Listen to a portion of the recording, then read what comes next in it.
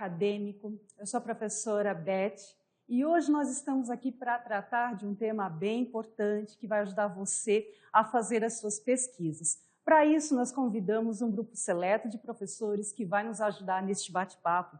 Temos conosco, então, a professora Priscila, a professora Juliana, a professora Maria Fernanda e os professores Marcelo e Luciano, a quem eu já agradeço a disponibilidade de estar aqui conosco para fazer você entender melhor como a escala Likert pode ajudar você na justificativa da importância dos dados que você vai tratar ao longo da pesquisa. A escala Likert, portanto, vai trabalhar com dados numéricos. A escala Likert tem um surgimento num período histórico muito importante, o período da Grande Depressão. E para falar deste período, nós convidamos a professora Priscila para explicar para você melhor como que foi este período de surgimento da escala Likert. Professora Priscila, é contigo. Olá, tudo bem?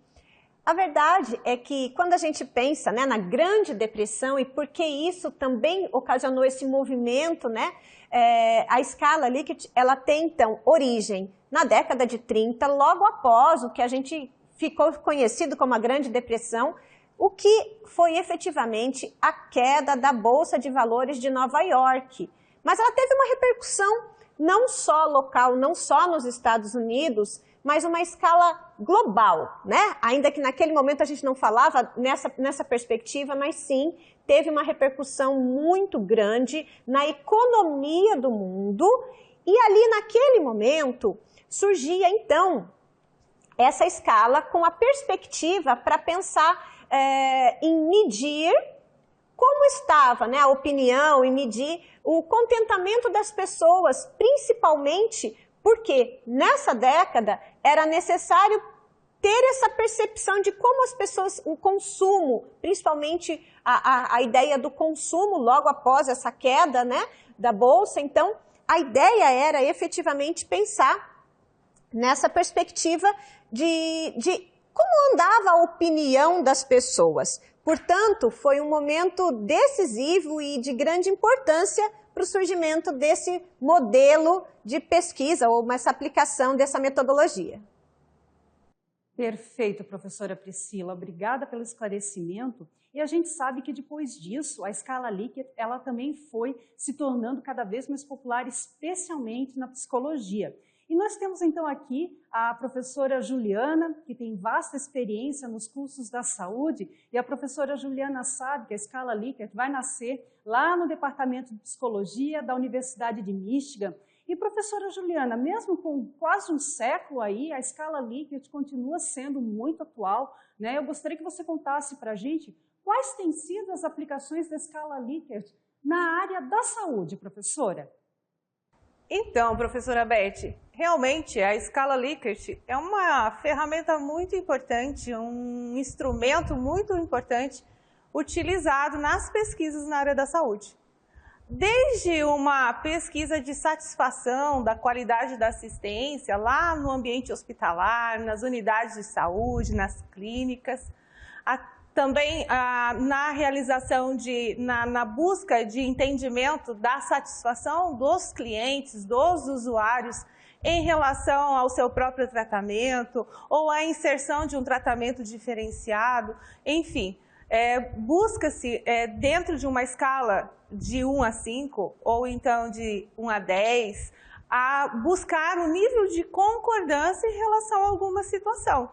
E esse instrumento ele pode ser modificado de acordo com o tipo de pesquisa a ser realizado. É amplamente utilizado também para a identificação de depressão, ansiedade.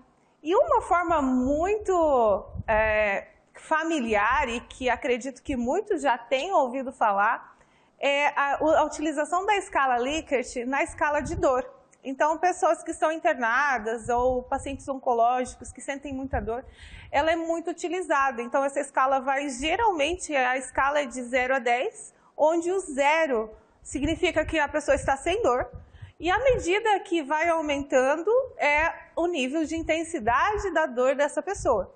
também utilizada em crianças através de carinhas, de emojis ou então de personagens de desenho animado, fazendo com que a criança consiga identificar e a equipe assim consiga atuar a partir dessa escala Likert.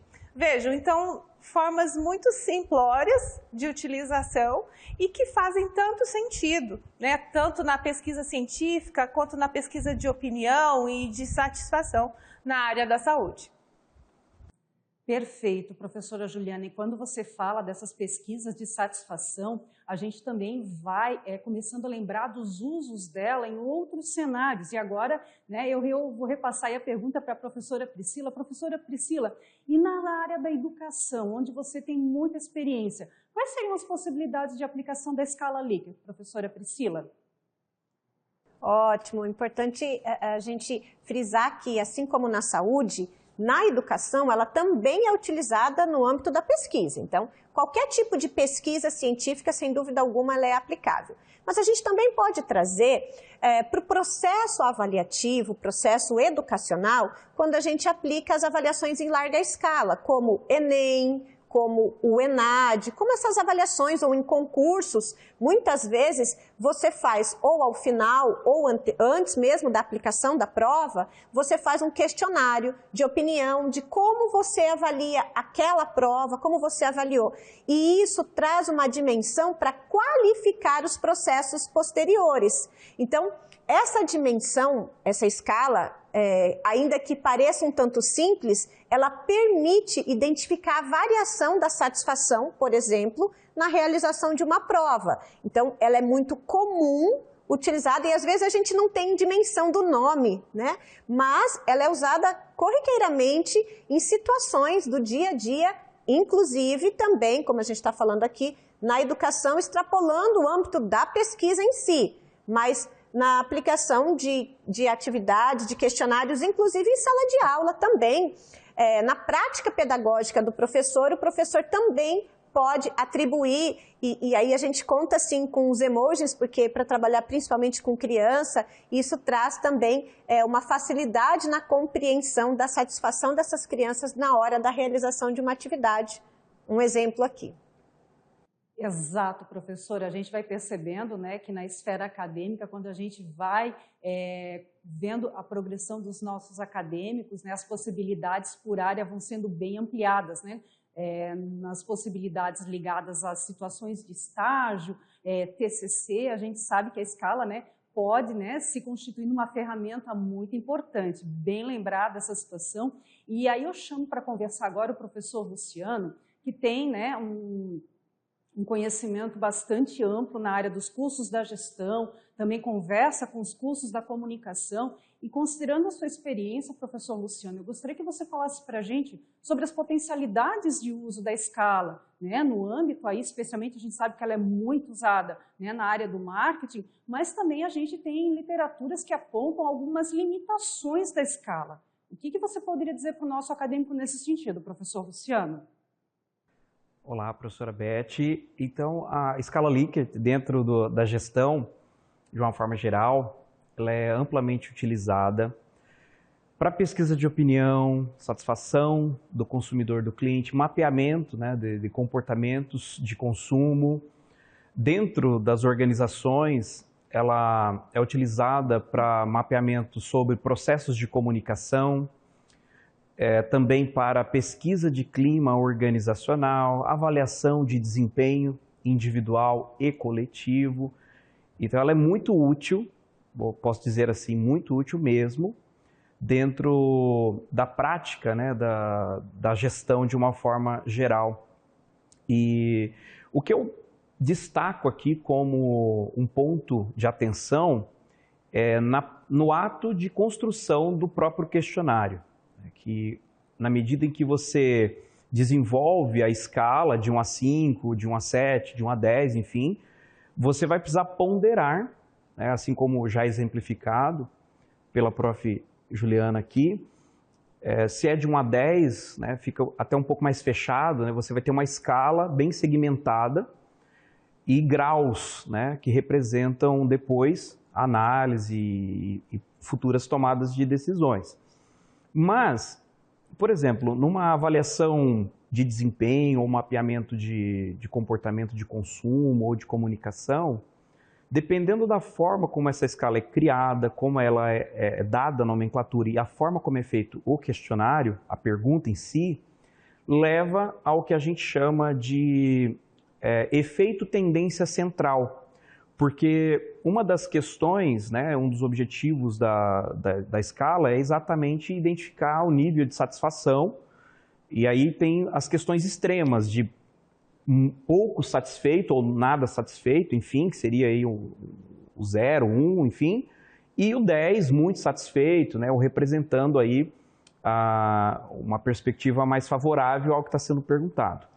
E dependendo da forma que é questionado, isso pode, então, levar o respondente a não se comprometer com esses extremos. E aí ele marca tudo no meio, né, que seria um regular ou um bom, para não ter que, talvez, se comprometer em dar ou colocar um posicionamento de muito satisfeito ou muito insatisfeito. Então, destaco aqui esse ponto, né, central aí de atenção na construção das ferramentas ou dos questionários em si, mas é uma ferramenta extremamente útil e, como já também mencionado aqui, nós utilizamos ela, ou já respondemos, ou aplicamos ela, e às vezes a gente não se dá conta.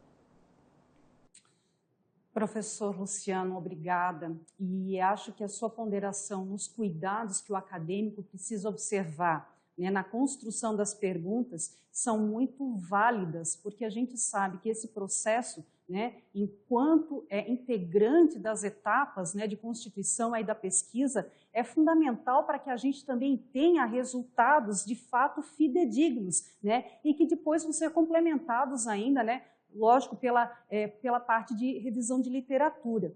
E saindo então um pouquinho, né, até da esfera acadêmica, agora a gente conversa um pouco com o professor Marcelo. Nos cursos da área da tecnologia, a gente sabe que a ferramenta, né, a escala Likert, ela ultrapassa, né, um pouco essa nossa percepção. Então, eu gostaria de ouvir o professor Marcelo fazer o seu depoimento acerca da escala Likert. Professor Marcelo, é contigo.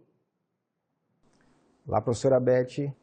Bom, gostaria de começar fazendo até um breve relato histórico em relação a isso, né? A gente teve, a partir de 2010, a popularização dos smartphones, o que fez com que a gente tivesse um contato muito maior com os softwares. Claro que antigamente a gente também tinha por meio de computadores desktop, mas o smartphone trouxe para um volume muito grande de pessoas a utilização de aplicativos, de soluções, e essas soluções, então, elas tinham uma interatividade diferenciada. Quanto mais interativo, mais intuitivo, melhor para o usuário, né? Então, nesse sentido, foram sendo desenvolvidas algumas áreas dentro da computação com mais ênfase, voltadas a design de interação, a experiência do usuário, né? E isso faz com que tenhamos a necessidade de utilizar ferramentas, né, e conceitos relacionados a essas avaliações. Então, a escala ela vem justamente colaborar nesse sentido. Hoje a gente pode utilizar na área de TI, quando nós queremos fazer, por exemplo, a inserção de uma nova funcionalidade dentro de um software, avaliar o quanto os usuários vão interagir, quanto eles vão entender, né, aquela necessidade como sendo satisfeita ou não, né? Claro, se for positiva a avaliação ou negativa, a pesquisa dá essa resposta para a gente, né? Também a inserção de um novo produto no mercado também pode ser avaliado por meio dessa escala, tá? E isso a gente chama de teste de usabilidade. Então, a área de TI hoje ela usa muito isso, né? Hoje, como tudo que a gente faz em termos de produção de software, né, a grande maioria das soluções são voltadas para aplicações que vão ter como utilidade o usuário final, né, usando essas tecnologias, isso vai fazer com que a gente tenha uma necessidade de uma avaliação e um aprimoramento. Então, conforme os usuários vão avaliando esses aplicativos, como vão avaliando essas soluções, os produtores, né, vão também aprimorando, tá? A qualidade do software hoje é algo que é muito importante dentro de todo o processo produtivo. E quanto mais a gente melhora essa qualidade, mais usuários a gente tem. Uma aplicação prática que a gente pode perceber isso no dia a dia são as próprias avaliações que nós fazemos. Muitas vezes, quando compramos um produto pela internet, nós vamos lá e colocamos as estrelinhas, né, avaliamos lá com 4, 5, 3, dependendo da satisfação que a gente tem em relação a um produto. Também está muito visível isso dentro dessa escala, né, já focada em usuário. Ou mesmo se você entra numa loja de aplicativos, né, para fazer o download, você busca por um determinado tema, você geralmente vai buscar aqueles que são melhor avaliados, né, que vão te dar provavelmente uma satisfação mais interessante ali em relação à utilização. Então, nós podemos ver que na área de tecnologia, além, né, obviamente, da utilização em pesquisa, nós também temos uma utilização muito prática desses conceitos todos. Tá? Então, é algo muito presente mesmo dentro de todo esse contexto da área de tecnologia. Fantástico. Obrigada, professor Marcelo. A gente vai percebendo assim como a escala, né, tem uma amplitude de áreas nas quais ela pode ser aplicada, inclusive também na área de serviços, né? Para isso nós trouxemos aqui a professora Maria Fernanda, que pode contar para o acadêmico desta área, deste segmento, como a escala tem sido aplicada. Professora Maria Fernanda. Boa tarde, professora Beth. Boa tarde a todos os acadêmicos. Bom, eu acho que contribuindo com tudo que foi dito aqui, eu queria começar minha fala com a indagação básica, né? Quem nunca se deparou com a escala Likert em algum momento da sua rotina? E sem saber. E eu acho que a maior parte desse momento da qual a gente tem esse contato, ela está na área de serviços. Sempre que você vai a uma loja de departamento, eu vou te convidar aí, o estudante, para olhar lá na entrada na loja de departamento, tem lá uma escala de se você está satisfeito ou se você não está satisfeito, se você encontrou o produto ou não. Isso é a escala Likert sendo utilizado na rotina diária de um serviço, né? Então, basicamente na área de serviço de atendimento direto ao cliente, a gente utiliza essas escalas para a gente poder gerenciar esse processo. Então, a escala Likert também serve para gerenciar, ter uma gestão dessa qualidade, desse serviço prestado para esse cliente em geral. Estou falando de loja de departamento, mas isso vale para qualquer tipo de serviço, seja você fazer uma viagem, ou seja você fazer uma experiência gastronômica. Então, se você vai experienciar algum momento, se essa empresa tem esse tipo de gestão, ela vai utilizar, né, essa satisfação.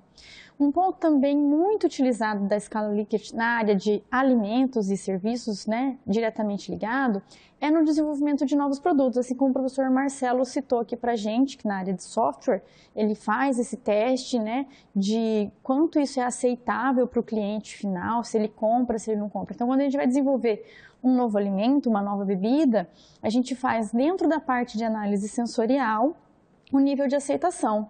Então, uma das partes da pesquisa, e aí a gente entra na área de também pesquisa, que a gente falou aqui de licenciatura, faz essa parte aí, onde você desenvolve o produto, você faz esse primeiro momento de aceitação desse produto, então a gente às vezes faz mais de um tipo de amostra, digamos assim, e ver qual que é mais aceita, e a partir daquela mais aceita a gente vai desenvolvendo se vai ter venda ou não. E aí a gente vai aumentando a escala, né? Então, uma escala, a gente considera dentro da métrica ali o quanto ele é aceitável ou não, ou quanto ele concorda ou discorda totalmente. Quando a gente vai competir no mercado de alimentos também a gente usa isso, porque você vai comparar com o seu concorrente e aí você vai ver o quanto ele é próximo ou distante daquele produto. Então, na área de alimentos, na área de serviços, a escala Likert é usada muito e eu acho que é onde todo mundo tem mais acesso e contato com ela. Fantástico, professora Maria Fernanda. Temos então aqui acadêmico vários relatos, várias situações e situações práticas aplicáveis nos quais a gente pôde perceber como a escala tem potencialidade de aplicação. Nós agradecemos, então, aos colegas professores que nos ajudaram a entender toda essa riqueza importante para você fazer bem a parte da sua discussão de resultados no seu trabalho quando você estiver fazendo esta etapa. E a gente segue, então, a conversa daqui a pouco com a professora Vânia, que vai trabalhar sobre a escala Likert, só que de uma outra perspectiva. Até daqui a pouco. Olá, acadêmico! Nós estamos aqui novamente para tratar da escala Likert, só que agora numa outra perspectiva. Com os colegas da área da educação, da área da gestão, da área de tecnologia, da área de serviços, nós percebemos uma aplicação bastante tranquila de ser realizada, consideradas, né, cada uma das observações que foram feitas. E, para este momento, nós trazemos uma outra colega, a professora Vânia, que traz um olhar para a escala Likert, um olhar diferenciado. A professora Vânia vem da área do design e tem para nós uma contribuição importante. Professora Vânia, como é que você percebe na sua área o uso da escala Likert? Olá, professora Elizabeth, grata pelo convite. Olá, caros colegas professores que também participaram dessa nossa conversa sobre a escala Likert. E olá, acadêmico. Com certeza, professora Elizabeth, é um grande desafio falarmos da escala Likert numa perspectiva artística, numa perspectiva da área de design também, por exemplo, porque muitas vezes a gente percebe pesquisas qualitativas nessas áreas. Não é tão comum vermos pesquisas quantitativas, como é o caso da escala Likert. Mas existe sim grande possibilidade de estarmos desenvolvendo pesquisas, utilizando esse instrumento, e nós vamos estar falando um pouquinho sobre, uma vez que as áreas artísticas, as áreas de design, são áreas que envolvem todo um processo de criação, envolve a criatividade, a inovação, a curiosidade, a descoberta. Então, é uma área que tem como fundamento, principalmente, a subjetividade. E quando nós falamos de subjetividade, nós pensamos em dois pontos. Um deles é a cosmovisão, ou seja, todos os aspectos que envolvem o pensar e o agir dos sujeitos envolvidos, ou seja, tanto do pesquisador como também do pesquisado. E aqui, como nós falamos de cosmovisão, estamos falando de todo um contexto cultural, histórico, e também outro ponto bastante relevante quando se fala da subjetividade é a questão da perspectiva estética, ou seja, os gostos, né? O que nos agrada, o que nos desagrada, as nossas vontades, as nossas motivações, os nossos desejos, ou seja, as percepções sensíveis que também envolvem os sujeitos que fazem parte desta pesquisa. E a escala Likert, por se tratar de uma pesquisa que contempla as atitudes, as opiniões, a satisfação dos sujeitos, ela sim tem a possibilidade de envolver esses conceitos subjetivos que são fundamentais para essas áreas de criação. E talvez algo que a gente possa trazer como um fator importante dentro desse contexto da pesquisa seria a experiência. E na área artística, envolvendo as linguagens, por exemplo, artísticas, a gente poderia pensar na experiência com relação à fruição estética de uma apresentação artística, ou seja, a apreciação de um espetáculo de dança, de um espetáculo de teatro, de um show musical ou de uma exposição de obras de artes.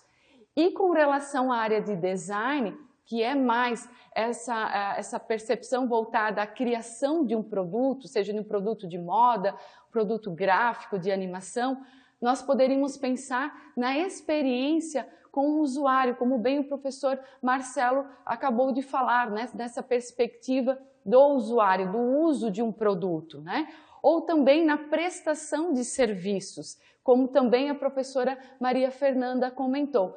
Então, a área de design, ela é uma área que também se volta às outras áreas quando se fala em pesquisa, mas também devemos considerar a subjetividade, toda essa percepção estética, como também nas linguagens artísticas. Então, acadêmico, com certeza nós temos grande possibilidade de estarmos usando, estarmos explorando a escala Likert em nossas pesquisas. Espero que tenha ajudado vocês e com certeza vocês vão desenvolver muitas pesquisas com muito zelo e com muito aprofundamento.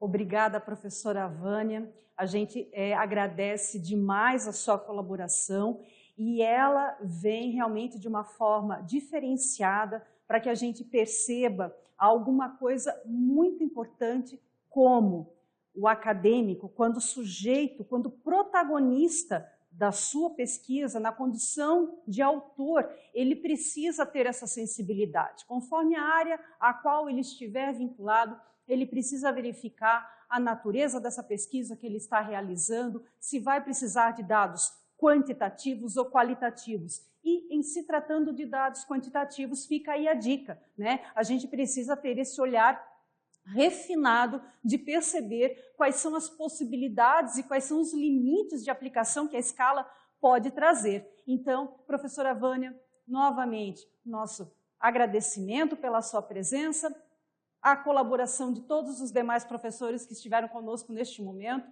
e para você, acadêmico, fica a dica: avalie bem o seu objeto de estudo para fazer as melhores decisões quanto às estratégias de coleta e uso dos dados. Um forte abraço a todos. Tchau, tchau.